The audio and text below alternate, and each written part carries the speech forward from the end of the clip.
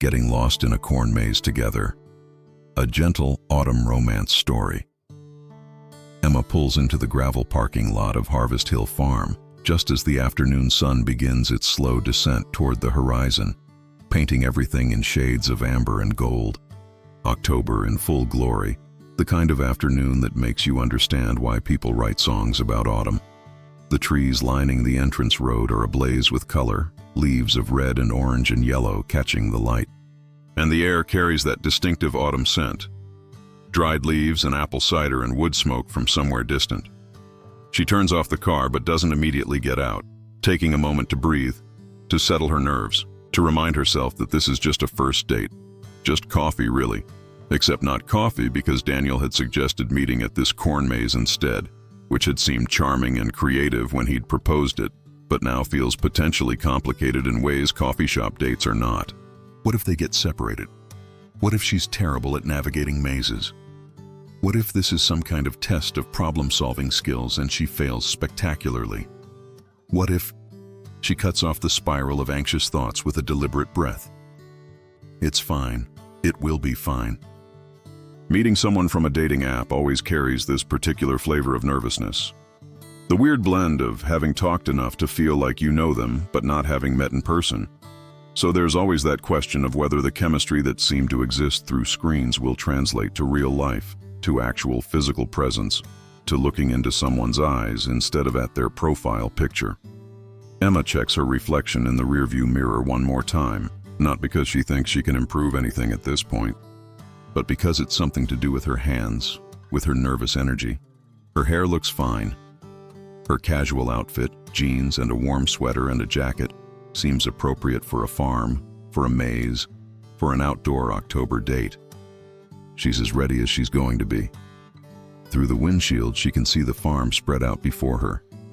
The main entrance features a red barn converted into a farm store, hay bales stacked decoratively, pumpkins of every size arranged in Instagram-worthy displays. Families mill about, children running, parents corralling them, couples strolling hand in hand. There's a hayride loading up near the barn, and beyond that, she can see the corn maze itself, or at least the entrance to it, marked by a tall wooden archway with Harvest Hill Corn Maze painted in rustic letters. And there, standing near that archway, looking at his phone and then looking up at the parking lot with an expression she recognizes because she's wearing it too. The slightly anxious smile of someone on a first date. There's Daniel. She recognizes him immediately from his photos, which is always a relief. Slightly taller than she'd pictured, maybe. Wearing jeans and a flannel shirt and a jacket. Dark hair slightly windblown. Looking exactly like his pictures, but also somehow more real, more present, more three-dimensional. He hasn't spotted her car yet, and she takes one more breath before opening her door and stepping out into the cool afternoon. The gravel crunches under her feet as she walks toward him, and at the sound he looks up from his phone, sees her, and his face breaks into a smile, genuine and warm and relieved, that immediately eases something in her chest. Okay, this is going to be okay. Emma, he calls out, taking a few steps toward her, meeting her halfway across the parking area. Daniel, she confirms, smiling back, and then there's that awkward moment of, what do we do? Do we hug? Do we shake hands? But he opens his arms in an easy, friendly way, and she steps into a brief, casual hug that feels natural enough. He smells good, like cedar and autumn air, and up close his eyes are even warmer than in his pictures, crinkled at the corners with his smile. You made it, he says as they step apart, and there's relief in his voice that matches what she's feeling. I did. This place is really pretty, she says, gesturing at the farm around them, grateful for something neutral to comment on while they both adjust to being real, physical people sharing space instead of text messages on screens. Yeah, I haven't been here in years, but I remembered they have this huge maze and I thought...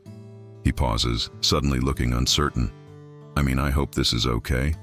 I know most first dates are coffee shops, but I thought this might be more fun. Unless you're not into mazes, in which case we can totally just walk around the farm or... No, this is perfect, Emma interrupts, wanting to ease his obvious nervousness because it makes her feel less nervous. this evidence that he's just as unsure as she is.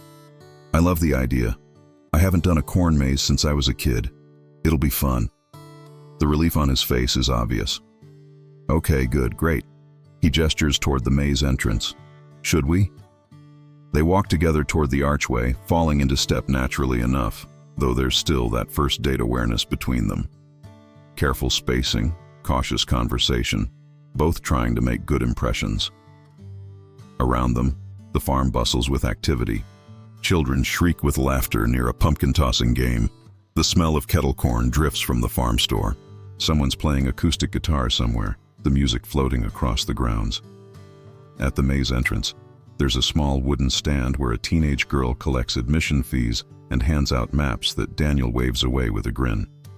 "Where's the fun in using a map?" he says, and Emma laughs, charmed by the confidence even as a small voice in her head wonders if they'll regret that decision.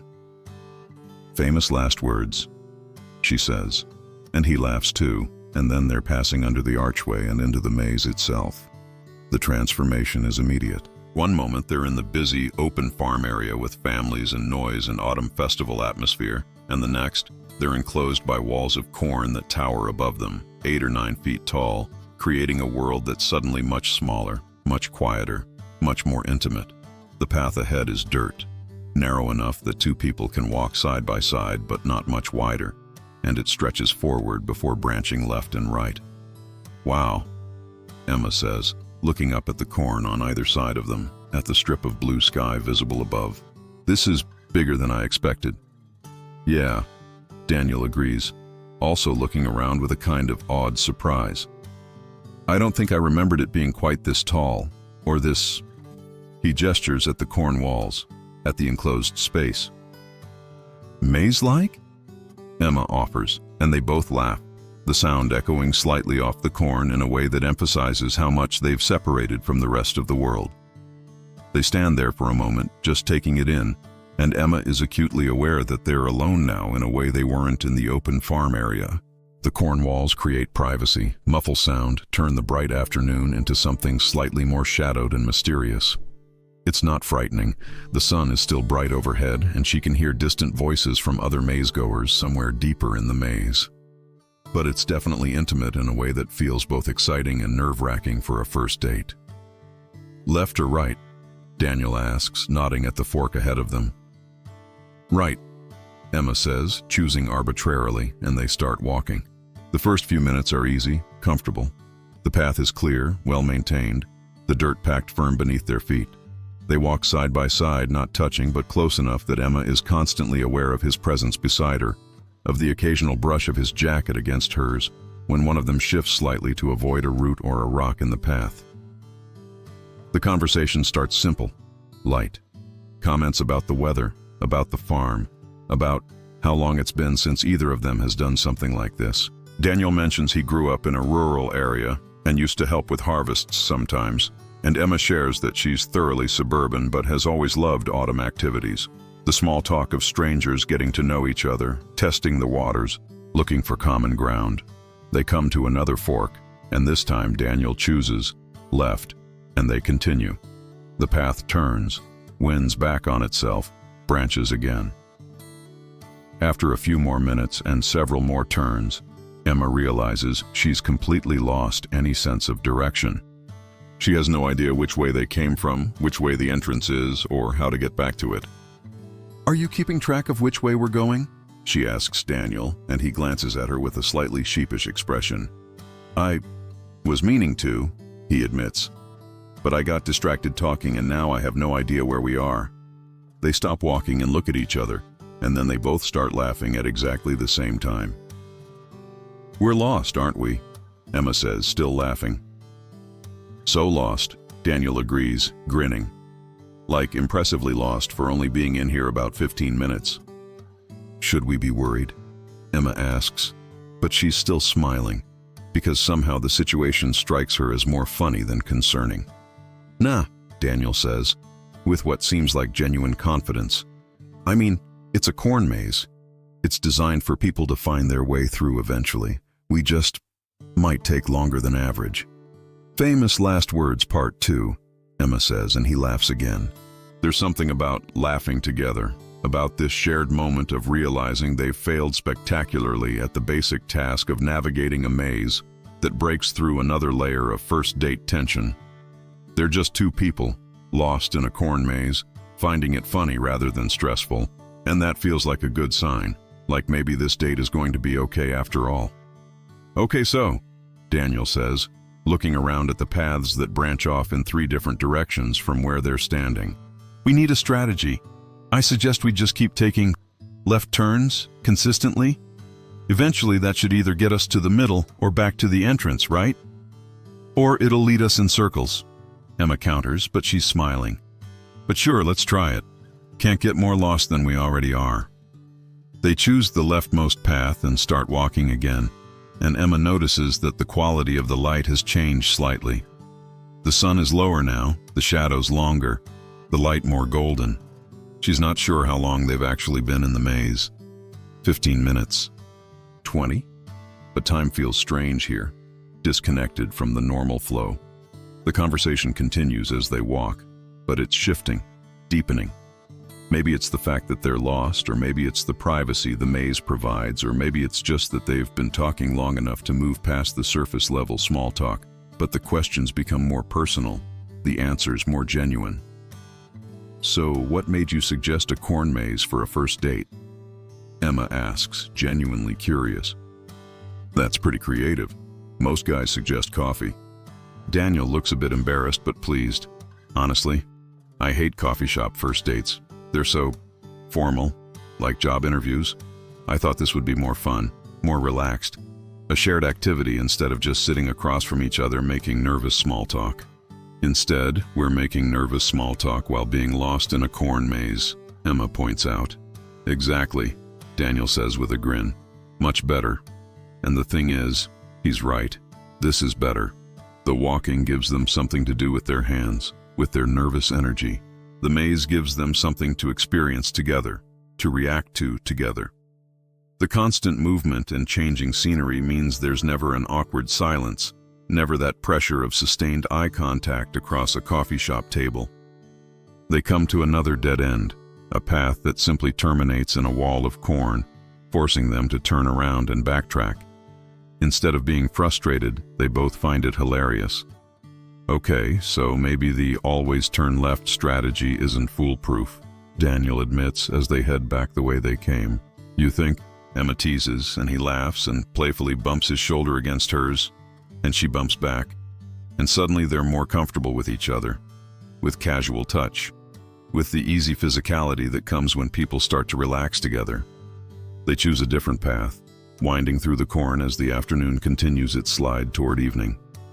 Emma finds herself sharing a story about getting lost in a shopping mall as a 7-year-old, the terror and then the embarrassment when her mom found her. Daniel responds with his own childhood story about getting separated from his family on a camping trip and spending 2 hours absolutely convinced he'd have to live in the woods forever, like a feral child before his dad found him sitting on a log eating beef jerky and feeling quite pleased with himself. The stories make them both laugh, and more importantly, they reveal something about who they are, how they think, how they process experiences. Emma learns that Daniel tends to find humor in stressful situations. Daniel learns that Emma is the type to remember specific details and tell stories that paint vivid pictures. Time passes in that strange way it does when you're engaged in conversation with someone new and interesting. Emma is surprised when she checks her phone and realizes they've been in the maze for nearly 45 minutes. The sun is noticeably lower now, the light taking on that particular golden quality that only happens in late afternoon, and through the corn stalks, she can see the sky beginning to shift toward the soft colors of early dusk. "We should probably think about actually trying to get out of here," she says, though there's no urgency in her voice. Truthfully, she's not particularly eager to leave. This has been going well, better than well, and she's not ready for it to end. "Probably," Daniel agrees, but he doesn't sound particularly motivated either. Although I have to admit, I'm kind of enjoying being lost. Emma feels a little flutter in her chest at that, at the implication that he's enjoying not just the maze, but the time with her, the conversation, the experience they're sharing. "Yeah," she says softly. Me too. They look at each other for a moment, and there's something in his eyes that makes her breath catch slightly. Warmth and interest, and a kind of pleased surprise, like he can't quite believe how well this is going either. Then he smiles, and the moment passes but leaves something warm in its wake. Want to sit down for a minute? He suggests, gesturing at the path ahead where there's a slight widening, almost like a small clearing in the maze. Sure, Emma says, and they move to the wider area and sit down right there on the ground, their backs leaning against the wall of corn stalks, their shoulders just barely touching. From here, sitting down, the corn walls seem even taller, and the visible sky above is a beautiful clear blue with just a few wispy clouds catching the late afternoon light.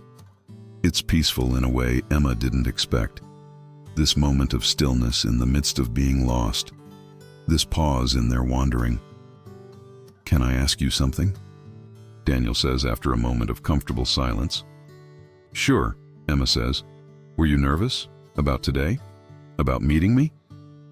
Emma considers lying, playing it cool, but the honesty of the question deserves an honest answer. Yeah, she admits. Really nervous, actually. I almost talked myself out of it 3 times this morning. Daniel lets out a relieved laugh. Oh, thank God. I thought I was the only one. I've been a mess all day. You seem pretty calm, Emma says, surprised. I'm good at hiding it, Daniel admits. But inside I was like, what if she doesn't look like her pictures? What if there's no chemistry? What if I say something stupid? What if she thinks the corn maze idea is bizarre and judges me for it? The corn maze idea is brilliant, Emma interrupts firmly. This is honestly one of the best first dates I've been on. Yeah? Daniel sounds genuinely pleased. Yeah. Way better than another awkward coffee shop conversation where we're both trying to have perfect answers to, so what do you do and what are your hobbies? We still haven't covered those topics, Daniel points out. True. So, what do you do? Emma asks in an exaggeratedly formal voice, and they both laugh.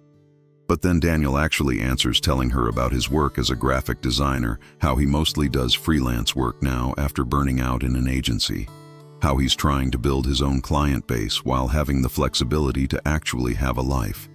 Emma tells him about her job in marketing, about the projects she finds interesting and the ones that make her question her career choices, about her dream of eventually moving to a smaller company where she feels like her work has more direct impact. The conversation flows easily, naturally, the way it does when two people are genuinely interested in what the other is saying. They discover they both love the same obscure British comedy show, that they both find modern dating apps exhausting but necessary, that they're both trying to read more but find themselves watching shows instead most nights. Small commonalities, but they feel significant when you're looking for signs that someone might be compatible with you. The light continues to shift, the golden hour deepening into something even more beautiful. The cornstalks around them glow in the slanting sunlight, and everything feels slightly magical, slightly unreal. I should probably admit something, Emma says after a comfortable pause in the conversation. I'm directionally challenged on a good day. I don't think I could find my way out of this maze if I tried. Same, Daniel says immediately. I once got lost in a parking garage for an hour. 1 hour. Same floor I parked on. They both laugh again, and Emma is struck by how much they've been laughing today, how easy and frequent it's been. She's read somewhere that shared laughter is one of the best predictors of relationship potential, and while she doesn't want to get ahead of herself, she can't help but notice how good this feels, how right. So what's our actual plan for getting out of here? Emma asks. Eventually. Daniel pulls out his phone and Emma sees it's later than she thought. Past 5 now, the sun definitely on its way towards setting. I could pull up GPS, he says, but he sounds reluctant. But that feels like cheating. Agreed, Emma says quickly. We're having a good time, right? We're not in danger. We have our phones if we really need them. Why not just keep wandering? See what happens. Daniel looks at her with an expression she can't quite read, but that makes her feel warm all the way through. You're really cool, he says, and there's such genuine admiration in his voice that Emma feels herself blush. Says the guy who suggested a corn maze for a first date, she counters. That's pretty cool itself. They sit there for another few minutes, just talking, just being. And Emma realizes that the nervousness she felt arriving at the farm has completely evaporated. She feels comfortable with Daniel in a way that usually takes several dates to develop. Maybe it's the maze, the forced proximity and collaboration. Maybe it's just that they happen to click. Whatever it is, she's grateful for it. Should we keep trying to find our way out? Daniel finally asks, though neither of them moves to stand up. I guess we should. Emma agrees with equal lack of enthusiasm. Though I'm kind of enjoying our little clearing here. Me too, Daniel says softly, and when Emma looks over at him, she finds him already looking at her, and for a moment the air between them feels charged with possibility, with the awareness that this is going very well, that there's something here worth exploring further. But then someone shouts somewhere else in the maze, a kid yelling, "Mom, over here!" And the moment breaks, both of them laughing slightly at the interruption. Daniel stands and offers his hand to help Emma up, and she takes it, his hand warm and solid around hers, and he pulls her to her feet with ease. They stand there for a second, hands still clasped, before both seeming to realize it at the same time, and letting go with small, slightly embarrassed smiles. But the contact felt nice, and Emma finds herself hoping it won't be the last time they touch today. They start walking again, choosing paths more or less at random now, having abandoned any pretense of strategic navigation. The conversation continues to flow, touching on everything from favorite foods to childhood pets to the books they loved as kids, to the places they've traveled or want to travel to. It's the kind of wide-ranging exploratory conversation that happens when two people are genuinely curious about each other, when they're not just waiting for their turn to talk, but actually listening, actually interested. They turn a corner and find themselves at another intersection, this one with 4 different paths branching off like spokes on a wheel. Daniel spins in a slow circle, looking at each option, and Emma watches him, noticing the way the golden light catches in his hair, the way his face is more animated now than it was when they first met, the way he seems completely at ease in a situation that could have been awkward or stressful, but has instead become something special. "Eeny, meeny, miny, mo," he suggests, pointing at each path in turn. "Sophisticated," Emma teases. "I like it." They end up taking the third path, which curves gently to the right and then left and then opens into a slightly wider area where paths converge from multiple directions. It's almost like a small plaza in the middle of the maze, circular-ish with corn walls all around and the sky a perfect circle of deepening blue above them. And it's here, in this wider space, that Emma notices something that makes her breath catch. The moon. It's risen while they've been wandering, and now it hangs low and huge and golden on the eastern horizon, visible through a gap in the corn. The harvest moon in all its glory, looking almost impossibly large, like something from a painting rather than real life. "Oh my God," she says, stopping in her tracks and pointing. "Look." Daniel follows her gaze and lets out a low whistle. "Wow, that's incredible." They stand side by side, both staring at the moon, and Emma feels something shift in the atmosphere between them. The moon is so beautiful, so romantic in the most classical sense of the word, and being here to witness it together feels somehow significant, like a gift they've been given.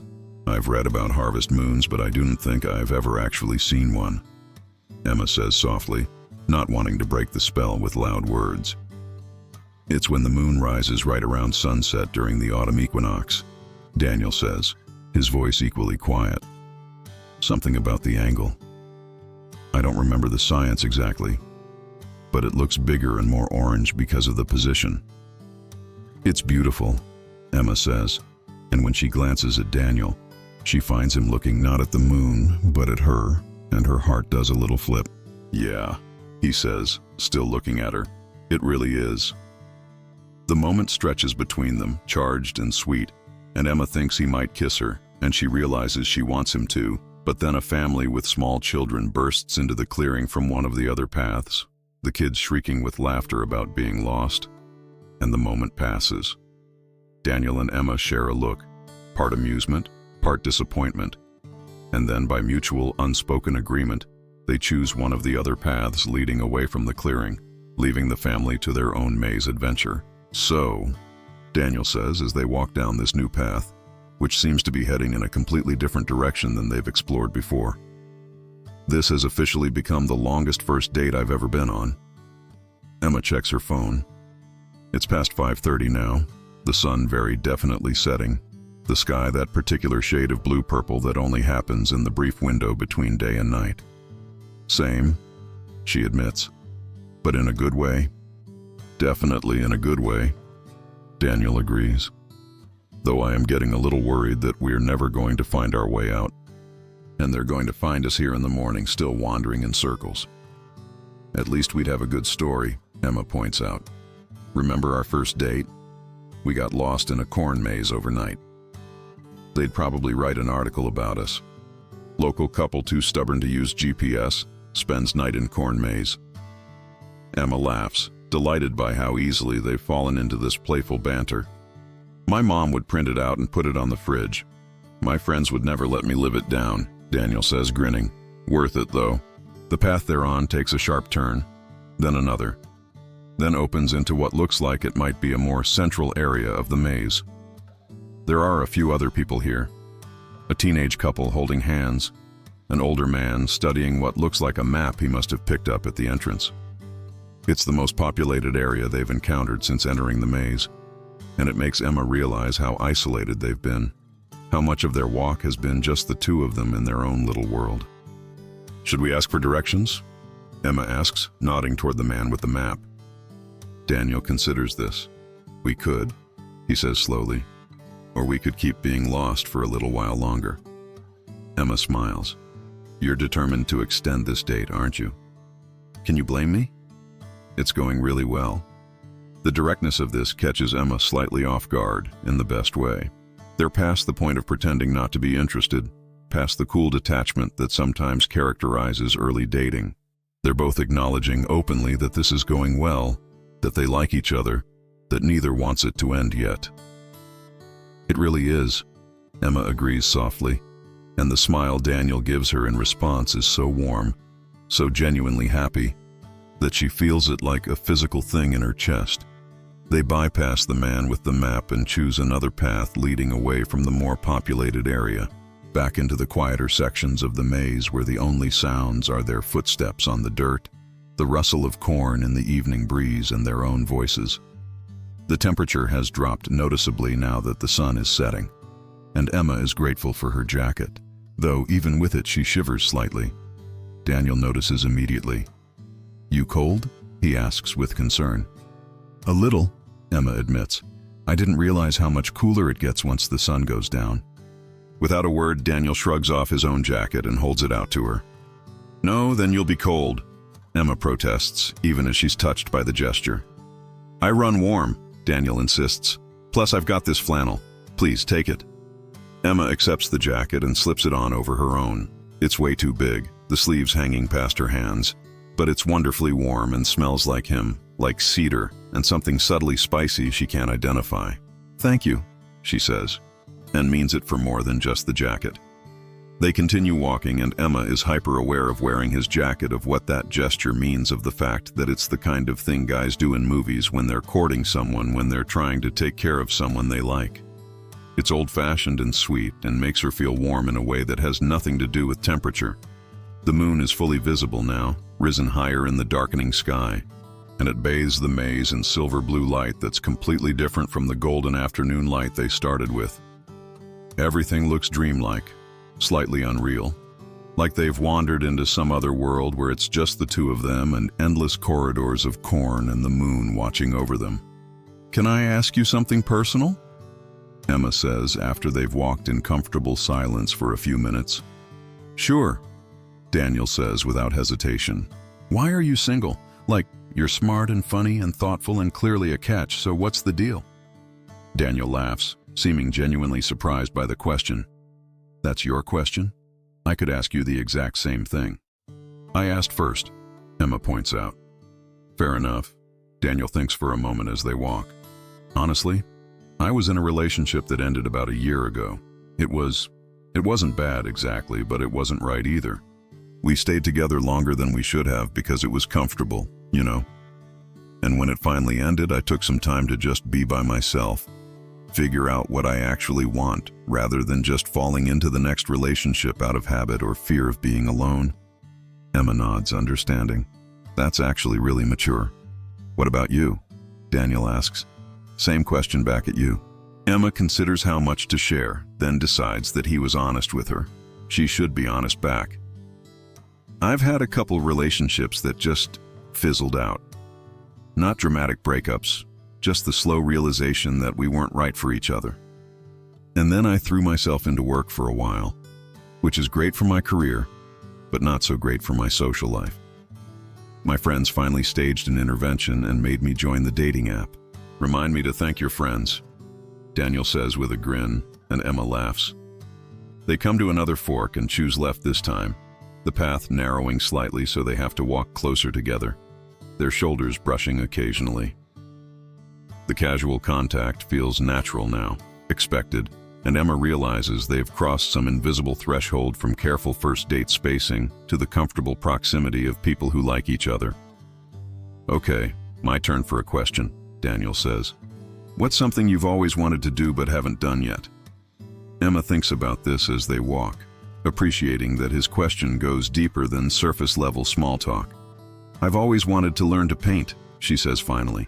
Like, actually paint, with oils or acrylics, not just dabbling with a paint-by-numbers kit. I used to draw when I was younger and I loved it, but somewhere along the way, I stopped making time for it. I keep telling myself I'll take a class, but I never do. You should, Daniel says simply. Life's too short not to do the things that make you happy. Says the man who left a stable agency job to freelance doing what he loves, Emma points out. It was terrifying, Daniel admits. Still is sometimes. But yeah, I'd rather be scared and doing something I care about than comfortable and slowly dying inside in a job that made me miserable. Emma finds this perspective both inspiring and attractive. There's something appealing about someone who's willing to take risks for their own happiness, who doesn't just accept the default path, but actively chooses their direction. What about you? Emma asks. What's something you want to do? Daniel is quiet for a moment, and when he speaks, there's a vulnerability in his voice that wasn't there before. I want to travel more. Like, really travel, not just vacation. Stay in places for weeks or months, get to know them, meet people. The freelance thing theoretically makes that possible since I can work from anywhere with internet. But I haven't actually done it yet. I think I'm scared too, if I'm honest. Scared of being that far from everything familiar. But you want to overcome that fear, Emma says, understanding. Yeah, I do. He glances at her with a slight smile. What would you paint if you took that class? Emma laughs, charmed that he's circling back to her answer. I don't know. Landscapes, maybe? I love autumn, obviously since I agreed to a corn maze date in October, so maybe autumn scenes. Trees and leaves and that particular quality of light. The golden hour, Daniel says, and when Emma looks confused, he explains. That's what photographers call it. The hour before sunset when everything is golden and beautiful. It's the best light for photos. The golden hour, Emma repeats, liking the phrase. Yeah, that's what I'd want to paint. They walk on, the conversation flowing from topic to topic, movies they love, family dynamics, the small annoyances of daily life, the things that make them laugh. With each exchange, Emma feels like she's getting to know not just facts about Daniel, but who he really is, how he thinks, what he values, and more importantly, she feels like she can be herself with him, can say what she's actually thinking rather than what she thinks she should say. At some point, Emma has lost all track of time. They realize they've been walking in what seems like circles, passing what might be the same intersection they passed before, or maybe it just looks similar. It's hard to tell in the moonlight with all the paths looking essentially identical. At some point they hear music, actual music, not just the distant sounds they've been hearing all evening, but real music playing from somewhere. Following the sound, they turn a corner and find themselves in what appears to be a small clearing where someone has set up a bench and what looks like a solar-powered speaker playing acoustic folk music softly. Is this part of the maze? Emma wonders, sitting down on the bench, and Daniel sits beside her, their hands still clasped. "I think it might be like a rest area," Daniel suggests, "for when people need a break." "That's actually really thoughtful," Emma says, and they sit there for a moment, listening to the music, watching the moon, their shoulders pressed together. The song playing is something gentle and melodic, all acoustic guitar and soft vocals, and Emma finds herself swaying slightly to the rhythm. Daniel notices and smiles, and then he's swaying too, and they're moving together in this tiny seated dance. And it's ridiculous and perfect. And when the song ends and a new one begins, something slightly more upbeat, Daniel stands and offers his hand again. "Dance with me," he says, and it's not quite a question, more like an invitation, and Emma takes his hand and lets him pull her to her feet. They dance there in the small clearing, surrounded by walls of corn under the harvest moon, to music from a random speaker someone left in a maze. It's absurd and magical, and Emma is acutely aware that she's going to remember this moment for the rest of her life, regardless of what happens next, regardless of whether this turns into something lasting or ends up being just one perfect night. Daniel is not a particularly skilled dancer, and neither is Emma, but they move together naturally enough. His hand on her waist, her hand on his shoulder, their other hands still clasped between them. He's warm and solid, and being this close to him makes Emma's heart race in the best way. "You're a really good dancer," Daniel says, and Emma can hear the smile in his voice. "Liar," she says, also smiling. "I'm terrible." "Okay, yeah, you're kind of terrible," he admits, and she laughs and steps on his foot lightly in retaliation, and he laughs too. And somehow they're even closer now, barely any space between them. The song shifts to something slower, quieter, and their movement slows to match until they're barely swaying anymore, just standing close, holding each other. And Emma can feel Daniel's breath against her hair, can feel the steady rhythm of his heartbeat where her hand rests on his chest. "Emma," he says quietly. And when she looks up at him, his face is very close to hers, his eyes dark in the moonlight. "Yeah?" she whispers. "I really want to kiss you right now." Emma's breath catches. "I really want you to." And then he does, leaning down to close the small distance between them, his lips meeting hers in a kiss that starts gentle and tentative but quickly deepens into something that makes Emma's knees weak, makes the whole world narrow down to just this, his mouth on hers, his hand cupping her face, the warmth of him pressed against her. When they finally pull apart, both slightly breathless, Emma sees that Daniel is smiling, a wide, happy, slightly dazed smile that she's sure is mirrored on her own face. "Wow," he says. "Yeah," Emma agrees. "Wow." They kiss again and then again, until they're both laughing between kisses, giddy and happy and caught up in the moment, in each other, in the absolute rightness of this. Eventually they sit back down on the bench, Emma tucked against Daniel's side, his arm around her shoulders, both of them still a bit breathless and very happy. "So," Daniel says after a moment, "I think this date is going pretty well." Emma laughs, delighted by the understatement. "Pretty well, yeah." "Second date?" he asks. And there's vulnerability in the question despite everything that's just happened, as if he's still not entirely sure, still needs confirmation. "Definitely," Emma says without hesitation. "Though it's going to be hard to top getting lost in a corn maze for hours. We could try the biggest corn maze we can find and aim for a full overnight adventure," Daniel suggests, and Emma laughs and swats his chest lightly. "How about we start with something where we can find our way out? Dinner, maybe?" "Dinner sounds perfect," Daniel says, and then he's kissing her again, and Emma thinks she could sit here on this random bench in this corn maze forever and be perfectly happy. But of course they can't stay forever, and eventually they agree they should probably actually try to find their way out before the farm closes and sends search parties. With significant reluctance they stand, brush themselves off, and look around at the paths leading away from their little clearing. "Any idea which way?" Emma asks. "Not even a little bit," Daniel admits. "GPS?" Emma suggests, and Daniel nods, pulling out his phone. It takes a moment for the GPS to load, and they both laugh when they see the little blue dot representing their location.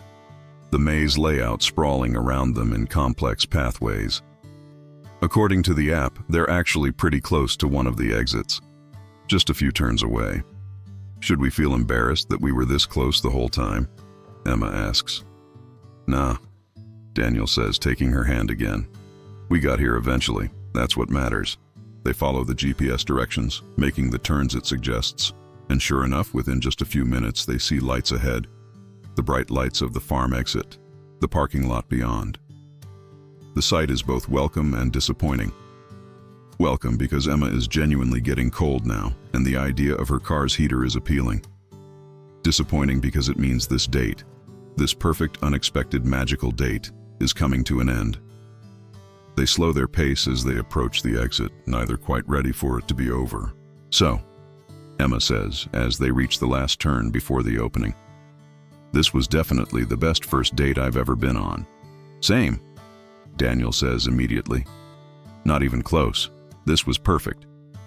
They stand at the threshold of the exit, the maze behind them and the regular world ahead, and look at each other in the bright lights that feel harsh after the gentle moonlight. Thank you for suggesting this, Emma says, and for being patient with my terrible navigation skills.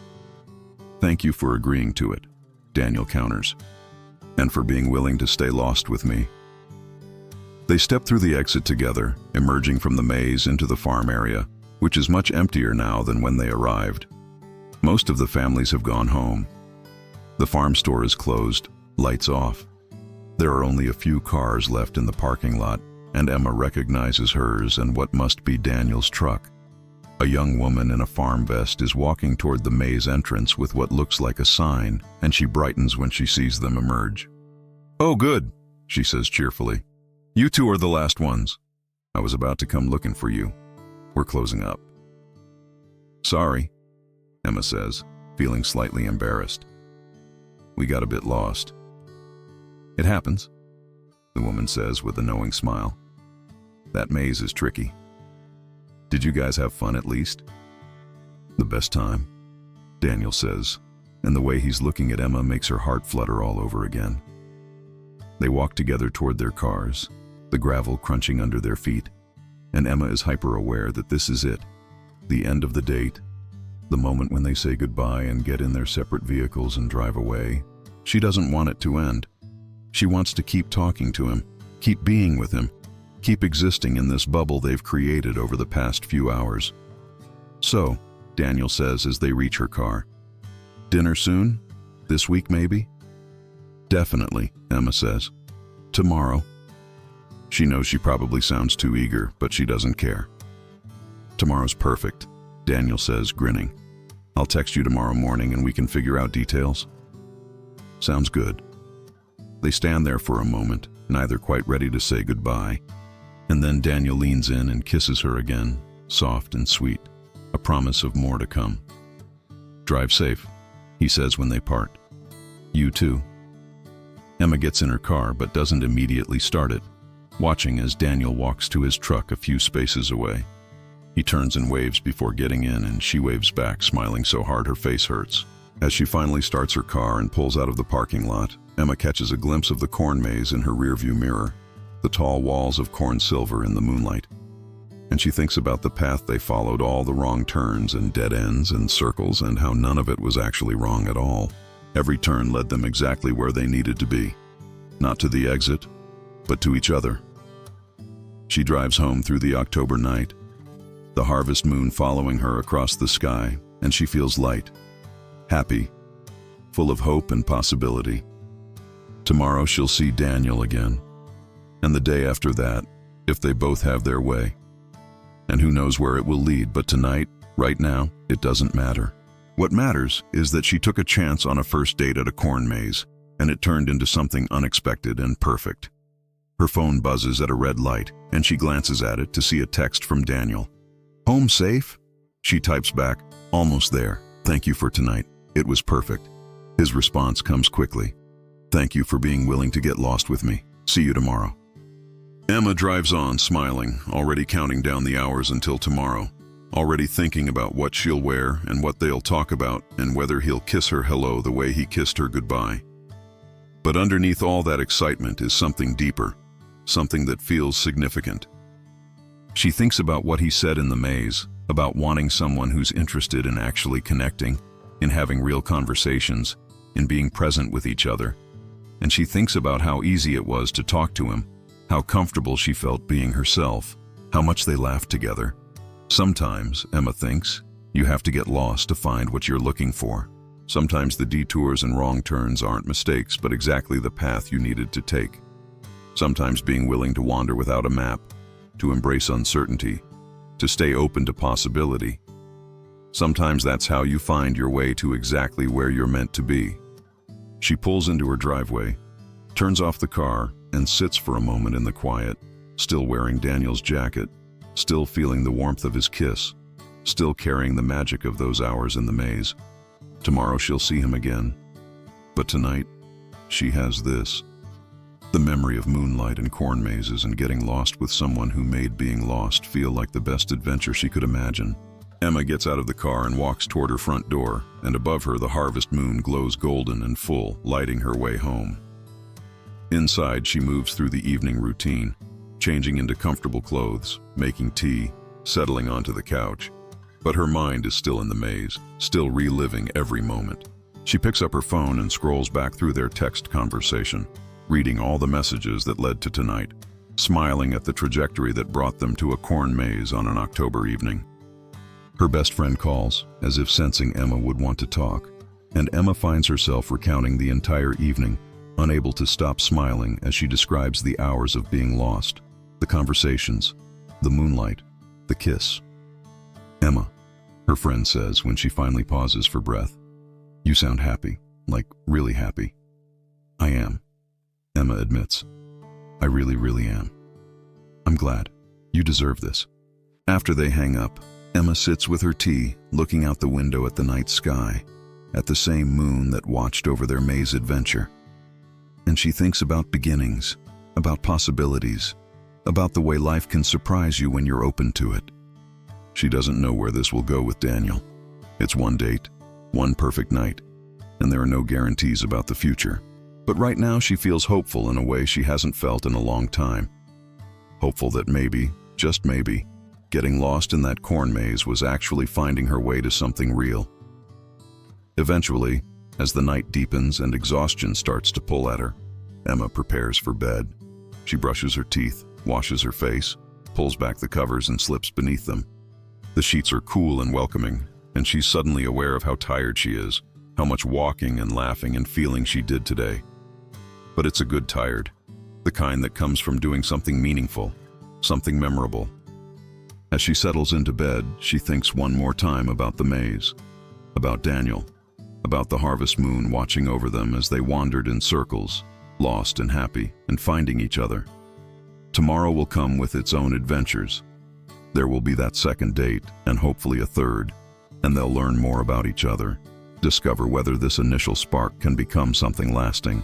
But tonight, Emma can simply rest in the glow of a perfect first date, can carry that warmth into sleep, can dream about moonlit mazes and gentle kisses and the joy of getting lost with exactly the right person. She closes her eyes, a smile still playing at her lips, and lets sleep take her gently, peacefully, carrying her into dreams as sweet and golden as the harvest moon itself. If this story brought you comfort tonight, if it reminded you that sometimes the best adventures come from getting a little lost, please consider showing your support with a like and subscribe to Deep Sleep Stories Hub for more quiet nights and restful journeys. May you sleep deeply, dream of autumn adventures, and wake refreshed. Good night.